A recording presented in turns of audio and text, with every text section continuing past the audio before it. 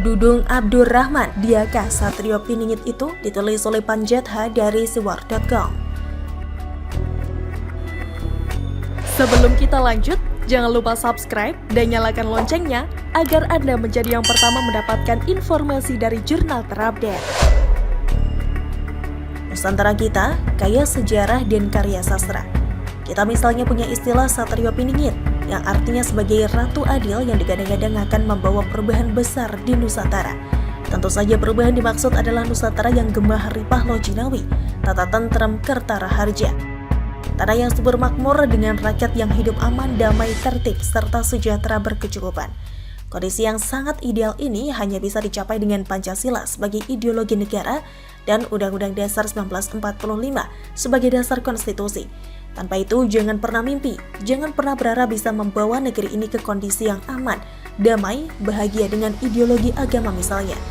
Bukan asal bicara, sudah banyak contoh di seluruh dunia, di mana gerakan-gerakan politik yang memperalat agama semua hancur. Bukan hanya rencana dan upaya mereka hancur, namun kawasan juga luluh lantai. Masyarakat kehilangan kehidupan dan masa depan sebab kota mereka, properti mereka sudah di bumi hanguskan rata dengan tanah. Itulah kerjaan oknum-oknum culas yang memperalat agama, membodoh-bodohi rakyat pakai agama demi meraih kekuasaan. Di Indonesia, gerakan macam ini pun sudah sangat terang-terangan. Herannya mereka kok tidak mau belajar dari kawasan lain yang sudah rusak oleh Taliban dan lain-lain itu? Atau apakah dasar mereka itu memang makhluk-makhluk yang haus darah, sedang menyaksikan kerusakan di muka bumi, puas melihat kerusuhan dan bahagia memandangi pertumpahan darah? Ingat, mereka itu semua membawa-bawa simbol agama. Dari ujung kepala hingga kaki tubuh mereka ditutupi atribut keagamaan.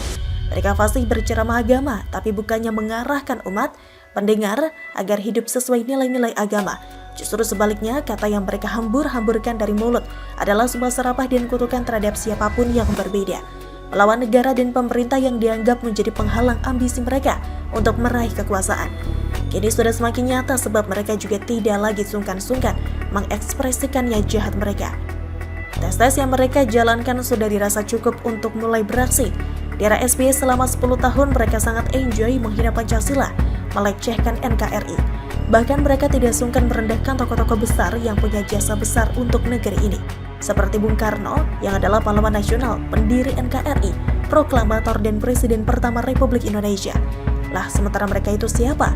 Apa yang telah mereka lakukan untuk Indonesia? Mereka hanya pendatang di Nusantara ini, cari untung, cari selamat, atau menyebarkan agama. Sejak sosok mereka muncul ke publik, hanya provokasi dan niatan mengubah negara, membuang Pancasila dan Undang-Undang Dasar 1945 yang mereka gaungkan. Banyak orang yang terperdaya dan menjadi pengkhianat bagi bangsa dan negara sendiri. Mereka sedang tidak sadar. Di Asian Games 17 tahun 2018 lalu, dalam cabang sepak bola timnas kita yang sedang kinclong dalam asuhan pelatih asal Spanyol, Luis Milla, berhadapan dengan timnas Palestina. Sejumlah wanita Indonesia diberitakan dengan penuh semangat justru membela timnas Palestina di stadion. Rasanya memalukan menyaksikan kedunguan tingkat tinggi semacam ini. Belum lagi tentang sebagian warga yang penampilannya lugu, namun so merasa pandai dengan laga tidak mau lagi menyanyikan lagu Indonesia Raya atau mengikuti upacara bendera. Yang lebih konyol tentu saja yang ikut-ikutan merusak budaya Nusantara, seperti melarang pertunjukan wayang, jaipongan, dan lain-lain. Mereka menjadi pengkhianat bangsa. Oknum-oknum semacam ini pasti berada dalam barisan penghina bangsa dan negara. Hari kata dulu SBY bertindak tegas dan terukur, cepat menindak oknum-oknum penghina bangsa dan negara. Tidak mungkin sekarang ini situasi menjadi serunyam ini. Gara-gara merasa aman di era SBY, lantas di era Jokowi pun mereka dengan santai melecehkan Presiden ke-7 Republik Indonesia ini. Tapi karena selama 10 tahun kita sudah terbiasa dengan itu semua, ya jadi dianggap biasa. Hanya saja kita tidak sadar bahwa di balik itu mereka punya agenda besar. Dengan diamnya negara atas ulah mereka yang memang sangat keterlaluan, mereka semakin jumawa. Rasa percaya diri mereka semakin menebal, padahal jika mereka melakukan hal seperti itu di negara leluhur mereka, tidak ada ampun. Pasti sudah jadi perkedel. Ya, mereka memang bukan penduduk asli Nusantara, hanya pendatang. Kakek moyang mereka tidak punya kontribusi apa-apa di masa perjuangan fisik. Tidak merasakan penderitaan di masa pendudukan Jepang, Belanda, dan sebagainya. Mereka hanya mengambil keuntungan dari sisi agama, sambil menakut-nakuti rakyat yang lugu bahwa ini salah, itu dimurkai Tuhan, dan sebagainya. Kini keberadaan mereka hanya menjadi duri dalam daging yang menjadi penghalang untuk semua pekerjaan pemerintah. Apapun pekerjaan pemerintah, semua salah di mata mereka. Keberadaan IKN yang sudah final, bahkan diganggu hendak dibatalkan dan sebagainya. Benar-benar tidak sehat lagi sebab mereka menghamba ke kadrun-kadrun dari gurun itu, ikut merusak NKRI. Presiden Jokowi sudah melakukan counter attack yang bagus sejak periode keduanya, yang membuat kadrun kepanasan dan terancam. Tapi mereka terus bereaksi sambil mencoba memancing-mancing. Artinya mereka ini akan tetap menjadi ancaman di masa depan, terlebih setelah Jokowi lengser pada Oktober 2024 nanti. Lalu siapa yang dinilai bisa melanjutkan counter attack Jokowi itu?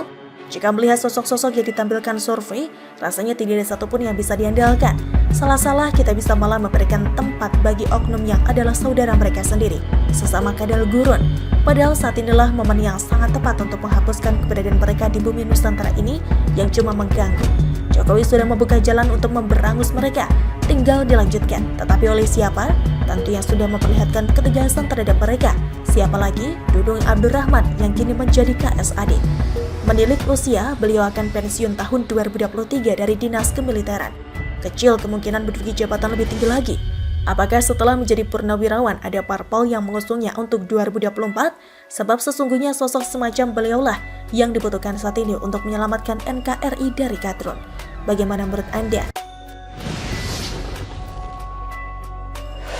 Enteng banget Edi Sujana minta kasus Edi Mulyadi dihentikan, ditulis oleh X Hardi dari Sword.com.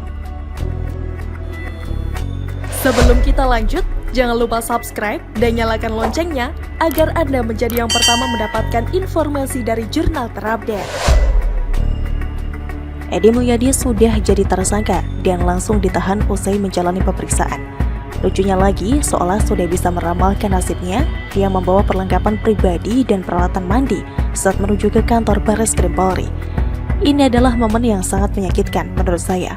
Bayangin, sudah tahu akan ditahan, tapi mau tidak mau harus datangi kantor polisi, siapkan perlengkapan mandi pula. Kasihan. Tapi itulah ganjaran buat Edi yang sempat sok garang bicara asal-asalan dan menyinggung warga Kalimantan. Menyinggung Cina masih aman, menyinggung Kalimantan, dia yang tidak aman, panik kayak buronan. Edi Sujana membuat permintaan kepada Kapolri Jenderal Listio Sigit Prabowo baru-baru ini. Ia meminta Listio Sigit untuk menghentikan kasus Azamhan dan Edi Mulyadi.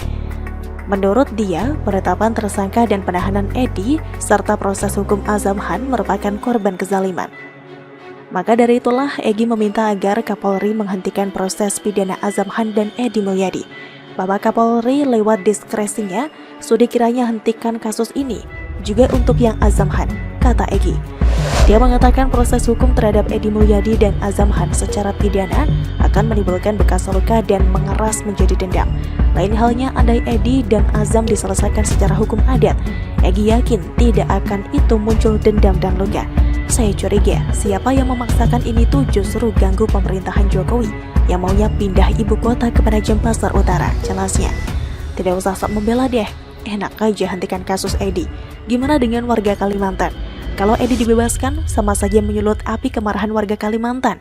Sudah marah, dipancing lagi. Bagaimana kalau terjadi masalah yang jauh lebih besar jika kasus Edi di stop? Apakah Egi mau tanggung jawab?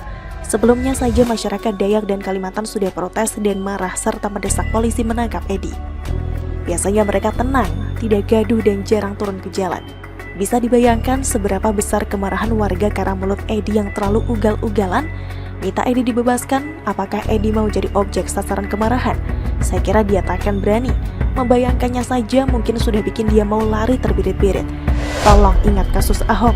Ahok minta maaf, tetap digas. Aparat dan pemerintah dipaksa untuk memenjarakan Ahok.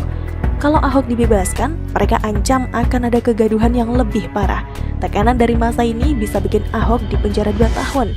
Apa yang terjadi pada Ahok sekarang menimpa Edi Mulyadi. Kasusnya mirip, menyinggung kelompok tertentu.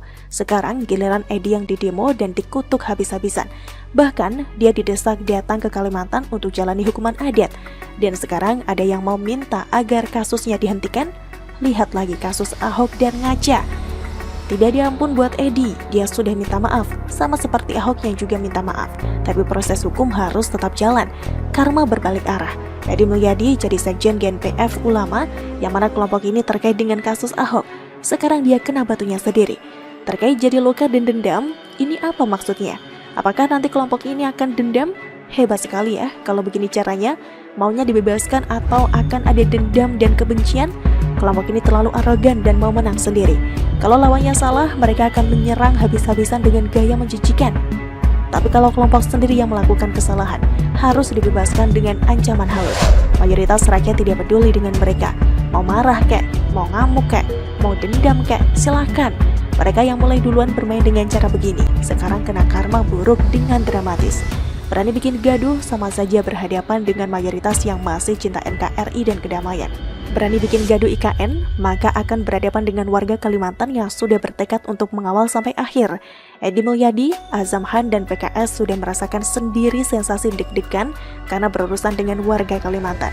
Mereka langsung terdiam dan minta maaf. Tidak ada tempat bagi tukang gaduh di negeri ini. Bagaimana menurut Anda?